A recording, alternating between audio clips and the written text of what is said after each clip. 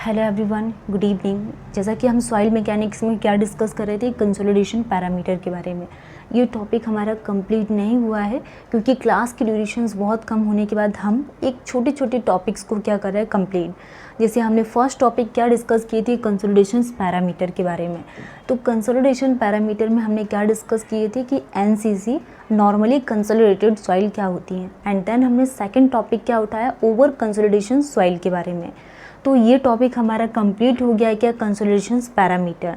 Okay, फिर हमने यहाँ पे नेक्स्ट टॉपिक क्या स्टार्ट किए थे। नेक्स्ट टॉपिक क्या था हमारा, नेक्स्ट टॉपिक के बारे में हमने डिस्कस किए थे एनसीसी एंड ओसीसी की बात, कि अगर हम यहाँ पे सैंड यूज़ करें तो सैंड में drainage path, rate of settlement and rate of consolidation parameter क्या होती हैं, एंड यही कंडीशंस हमने किसमें, क्ले के बारे में डिस्कस किए थे। तो ये टॉपिक हमारा पूरा कंप्लीट हो गया, कंसोलिडेशन पैरामीटर। हमने ओसीआर के बारे में डिस्कस किया था कि ओवर कंसोलिडेशन रेशियो क्या होता है डिटेल्स में, ठीक है। तो ये सारा टॉपिक कंप्लीट हो गया। अब आज के क्लास में हम डिस्कस करने वाले हैं void ratio versus effective stress curve के बारे में। First is the void ratio versus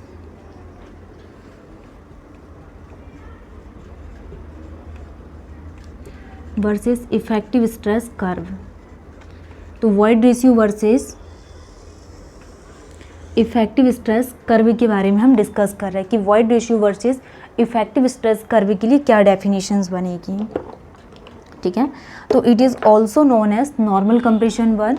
void ratio versus effective stress curve क्या होता है, it is also known as normal compression curve. इसको क्या बोला जाता है,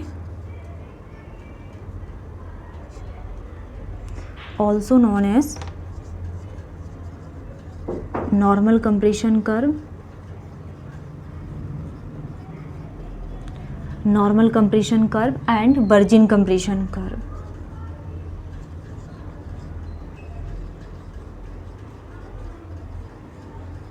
वर्जिन कंप्रेशन कर्व, ठीक है। तो void ratio versus effective stress curve के लिए अगर हम बात करें तो also known as normal compression curve, and इसी को ही क्या बोला जाता है, वर्जिन कंप्रेशन कर्व। अब हम यहाँ पे एक कर्व को ड्रॉ करेंगे, normal compression curve and virgin compression curve. First is the void ratio and second is the effective stress. This is the void ratio and this is the effective stress. Okay, इस type से हम यहाँ पे कुछ curve को क्या कर रहे हैं, ड्रॉ करेंगे। अब हम इसमें क्या देखेंगे, this is the initial void ratio and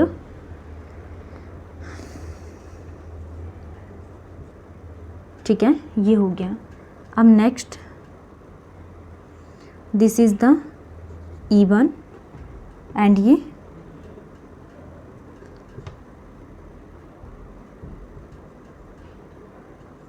sigma 0 bar. तो ये void ratio and effective stress curve के बीच में हमने एक कर्व को ड्रॉ किया, and slope of curve equal to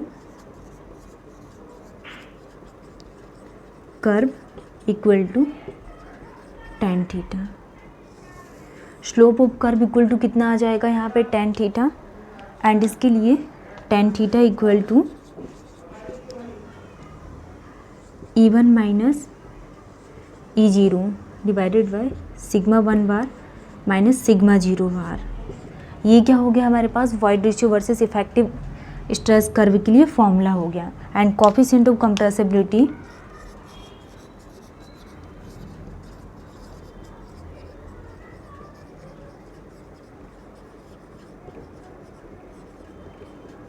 coefficient of compressibility.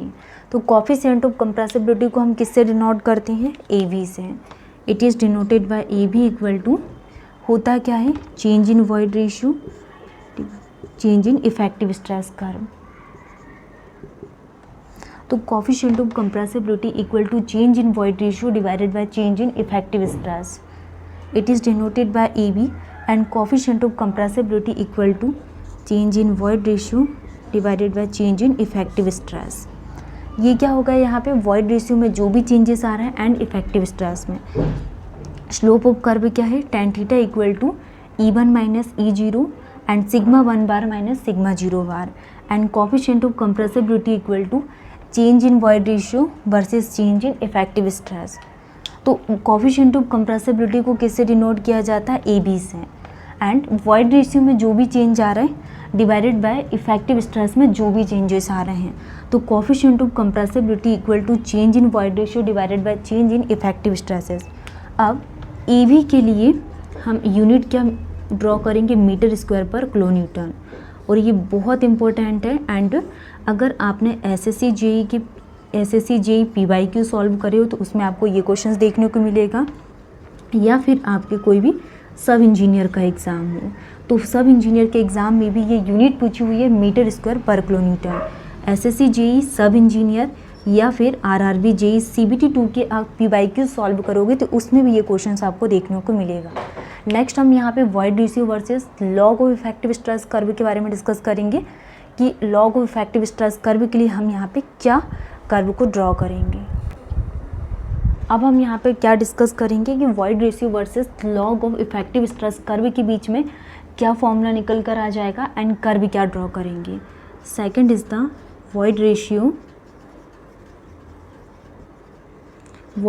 Versus log of effective stress curve. अभी हमने क्या डिस्कस किए थे, void ratio versus effective stress curve, and second is the void ratio versus log of effective stress curve, log of effective stress, log of effective stress curve. ठीक है, तो void ratio versus log of effective stress curve को coefficient of compressibility is not constant. तो जो coefficient of compressibility है इस case में, coefficient of compressibility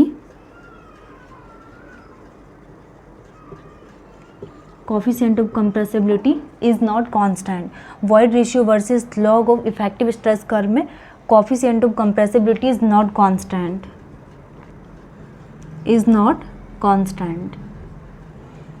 coefficient of compressibility is not constant, but change with change in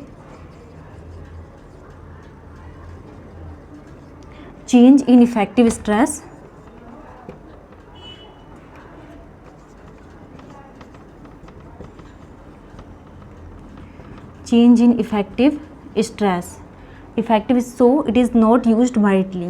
so it is not used widely।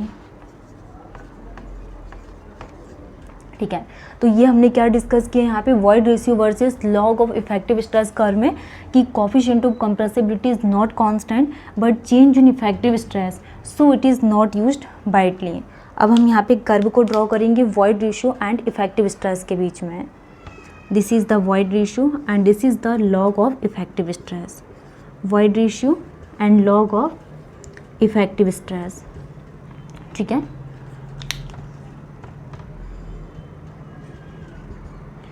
इस type से हम यहाँ पे कर्व को ड्रॉ करेंगे। This is the initial void ratio and ये E1 और ये log of sigma 1 bar and log of sigma 0 bar. Okay, ये हमने कर्व को ड्रॉ किया कि coefficient of compressibility is not constant but change in effective stress so it is not used widely. Slope of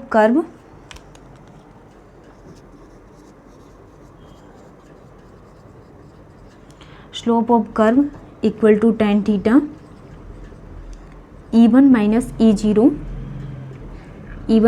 E0 divided by log sigma 1 bar minus log of sigma 0 bar. ठीक है, ये क्या हो गया, slope of curve equal to tan theta minus E1 minus E0 and log of sigma 1 bar minus log of sigma 0 bar. Coefficient of compression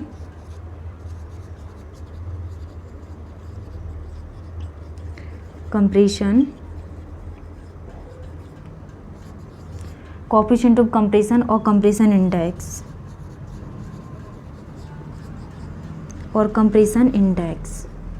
coefficient of compression और compression index के case में हम क्या पढ़ेंगे यहाँ पे, कंप्रेशन और compression index CC equal to change in void ratio divided by log of sigma 1 bar minus sigma 0 bar. Change in void ratio divided by log of sigma 1 bar minus sigma 0 bar. C C equal to change in void ratio divided by sigma zero bar का मोड। तो ये definitions थी void ratio versus log of effective stress curve में। Compression index is a constant parameter. तो final C C क्या निकल कर आ जाएगा यहाँ पे, change in void ratio divided by log of sigma zero bar plus change in void ratio divided by sigma zero bar. ये फाइनल पॉइंट निकल कर आ जाएगा कि void ratio change divided by log of sigma one bar and sigma zero bar. जो compression index है is a constant parameter. Compression index is a constant parameter. ये क्या कांस्टेंट पैरामीटर है in a particular type of soil के लिए। With increasing the value of C C, increasing the value of C C, अगर C C की value increase हो रही तो compressibility of soil increases. Compressibility of soil, compressibility of soil increases. Increasing the value of Cc, compressibility of soil increasing, and value of Cc is considered between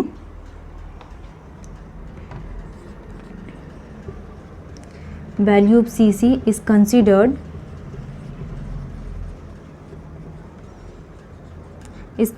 between 0.12 to 0.8। तो सी C की value किस किस के बीच में considered की जाती है, 0.12 टू 0.8 के बीच में कंसिडर्ड करते हैं। ठीक है, तो आज के इस क्लास में हमने void ratio, effective stress curve and void ratio, log of effective stress curve के बारे में डिस्कस किए हैं। नेक्स्ट क्लास में हम यहाँ पे कुछ मेथड्स के बारे में डिस्कस करेंगे। Thank you.